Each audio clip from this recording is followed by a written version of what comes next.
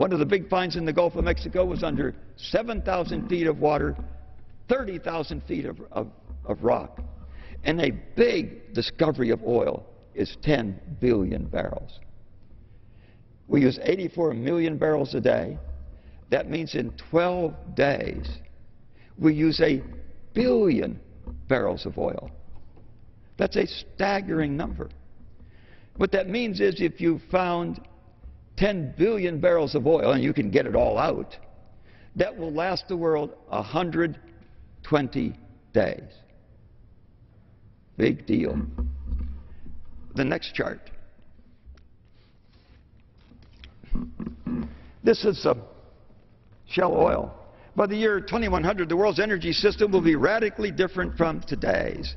The world's current predicament limits our maneuvering room. We're experiencing a step change in the growth rate of energy demand, and Shell estimates that after 2015, supplies of easy-to-access oil and gas will no longer keep up with demand.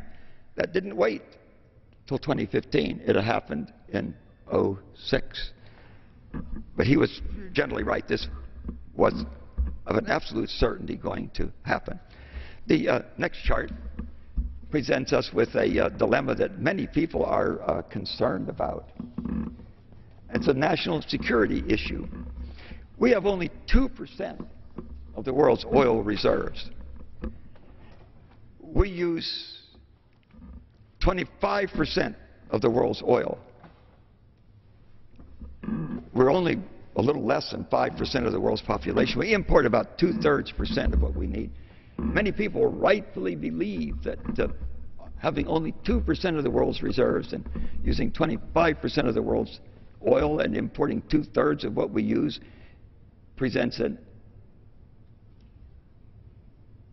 undesirable national security risk. As a matter of fact, there were 30 prominent scientists and thought leaders who wrote a letter to President Bush saying exactly that. Notice that although we have only 2% of the world's oil, we're producing 8% of the world's oil. We have drilled more oil wells than all the rest of the world put together. It's like several kids sharing a soda, and they've got half a dozen straws in one soda. You can suck it down pretty quick, can't you? And that's where we are with oil. The next chart is an interesting one. And what this chart shows us is the energy density of these various types of fuel. And notice that oil, aviation fuel, boy, that's refined, isn't it? It's got lots of energy. Natural gas, which is why natural gas is a great fuel for cars if you can have the infrastructure to support that. But notice all these other sources of energy. The energy density in oil is just incredible. There is nothing else. There's no readily available source of energy that comes even close to the energy density in oil as we look at alternatives. The next chart. And some people will tell you, yeah, I know oil is short, but who cares? Because we are king of coal. We're the Saudi Arabia of coal. We have enough coal to last us for a long time. I've had members tell me that it'll last us 500 years. A commonly quoted amount of coal is we have 250 years supply of coal at current use rates. Note when people tell you how much of something we have at current use rates. Think about what increasing use will do to that. If we increase the use of coal only 2%, and we'll increase the use more than that as we run down on oil, and we have learned to do what Hitler did and South Africa did to create oil and gas from coal. Just a 2% growth doubles in 35 years. That's not enough growth to keep our stock market happy. It wants more than 2%. But 2% doubles in 35 years. It's 4 times bigger in 70 years. It's 8 times bigger in 105 years. It's 16 times bigger in 140 years.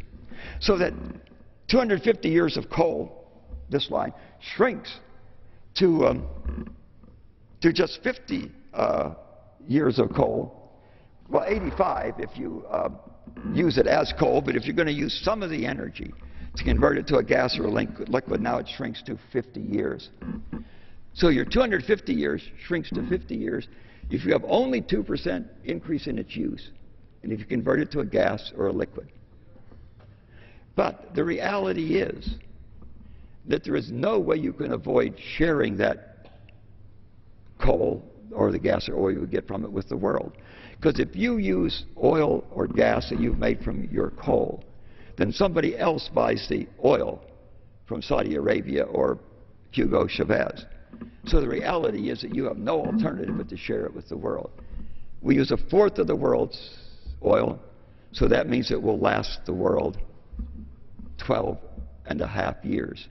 Now, the National Academy of Sciences says we haven't looked at the the coal reserves for a long while, since the 70s.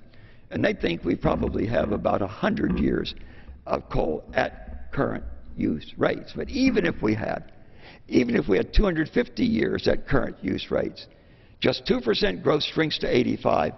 Convert it to gas or liquid, it drops to 50, and you have no alternative but to share it with the world. So it drops to 12.5 years. The next chart shows us